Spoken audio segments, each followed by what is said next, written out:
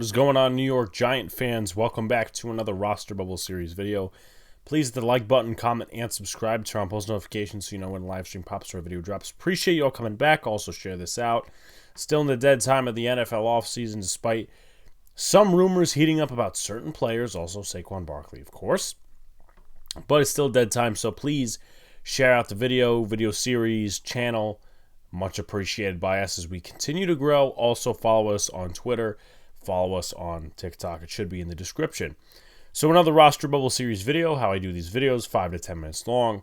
Take a player that's on the cusp of being cut, talk about their background, their competition, how they could lose a spot on the how they could win a spot on the roster first, then how they could lose a spot on the roster, and at the end, a prediction. So today's candidate is offensive lineman Tyre Phillips. Tyre Phillips is 26 years old, 6'5", 330 pounds. He came out of Mississippi State as a third-round pick by the Baltimore Ravens in 2020. Just some background on that. He missed 4 games due to an ankle injury, but played in 12, started 8, 54% of the offensive snaps for the Ravens in 2020. 2021, missed a total of 7 games due to a knee injury, 51% of the offensive snaps in 10 games, and that's when he started switching over to right tackle. He was originally drafted as a guard, started making the transition to right tackle between 2020 and 2021, and to be completely fair, it didn't necessarily resort into great things for him. He started to struggle, and the development just wasn't there as the Ravens saw fit. So 10 games, 51% of the snaps in those 10 games. Then 2022, after training camp and all that, they decide to cut bait with him. And that's when the Giants swooped in at the waiver wire and picked him up. And for the Giants in 2022, he ended up starting a few games. 45% of the offensive snaps in the 12 games, played primarily right tackle. He started at left tackle against the Eagles that second time around. He also started a few games when Evan Neal was out. So that was against, the Seahawks. That was against the Texans. That was against the Cowboys. That was against the Lions. So he started 5 games, 4 at right tackle, 1 at left tackle. And he did okay. He didn't do the greatest job in the world. I guess he's still trying to figure himself out, as the Giants coaches are, because the screwed up development in Baltimore. But hey, listen, he's a backup, so you're not going to, look for Pro Bowl expectations with these type of guys. He allowed 3 sacks, committed 4 penalties, and if you listen to PFF grades, 50.5 on there. So what does his competition look like? I included guys from both the guard position and the tackle position because I believe Tyre Phillips will probably get some starts or some playing time really at both spots during the preseason, during training camp, all that sort of good stuff. So at tackle, Devery Hamilton, who we'll do a video on in a few days probably, came out last year as, some nobody that was flipping between rosters, and the Giants drew a liking to him, and he actually played well at tackle and guard for the Giants in the preseason, especially when a shit ton of guys went down. Corey Cunningham, who's been with the team for about 2 years now, was picked up by the Joe Judge era, and he actually played in a few games over the past 2 years. Also, you could kind of make an argument, Marcus McKeithen, but he probably will make the roster. McKeithen playing both guard and tackle. At the guard spot, Shane Lemieux, who's pretty much on his last legs. Also, to add in with the competition, Matt Peart is another guy we did a video on a few days ago. He's going to be competing with Matt Peart for that right tackle position. Really backup tackle in general. But Shane Lemieux, back to him.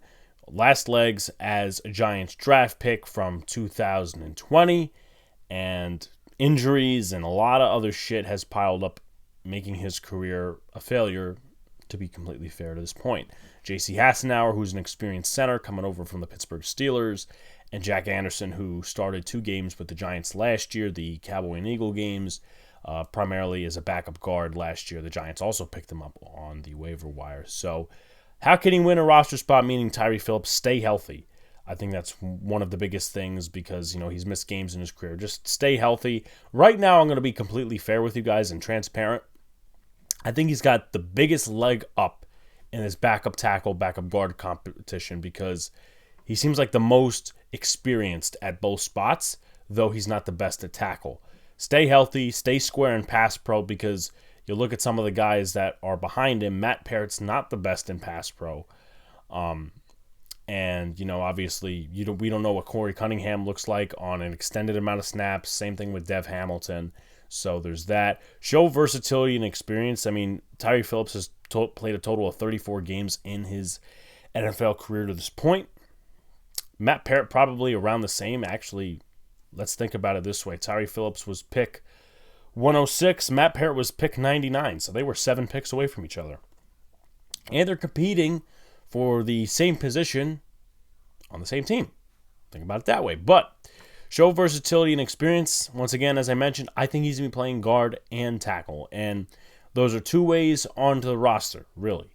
But I would like to think that the Giants sort of liked him at backup tackle last year.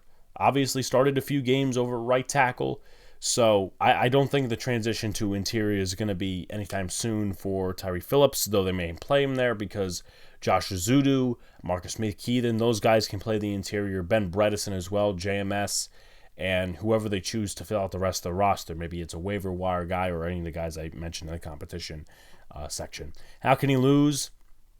Not really square in pass pro, is pretty much just out-dueled by 2s and 3s. I would bank on him probably being the starting left tackle of the second team, but once again, the depth chart is not going to show up for weeks, so we can just make guesses at this point. But if he's blown up overall in the running game and pass blocking by 2s and 3s, that's bad for him, once again, because he has a huge leg up in this competition with the experience, and also if he doesn't stay healthy, because he's had a couple of injuries in the past, an ankle injury in 20 and a knee injury in 21. So the second he goes down and maybe misses 2 games, it might be it for him. So, once again, how he can win, stay healthy, stay square in pass pro, show off versatility and experience. How can he lose? Out-dueled by 2s and 3s in pass pro and run blocking too, and does not stay healthy. So, with that being said, I do have him making the roster because I think his experience and I think the Giants take a liking to him in general. And I think he's got a leg up over Matt Parrott, who's slowly slipping his way off the roster. Same thing can be said with Shane Lemieux. Jack Anderson, I think I said he's making the roster too, but slowly these Gettleman guys, and this is not to make a point of, Gettleman, this, that, and the other thing. I'm done discussing that shit, but like Shane Lemieux, he's slipping off the roster. Matt Parrott's slipping off the roster with guys they're bringing in, meaning, Joe Shane, all those guys like, from the waiver wire last year that played competent roles and, just played really well in those competent roles for the New York Giants. But anyway, I have Tyre Phillips making the roster. Like, comment, subscribe to all the good stuff. Turn on post notifications so you know when live stream pops video drops. Appreciate you all coming back. We're doing one of these every day till the middle of training camp. Peace out, guys. See you later. Stay cool.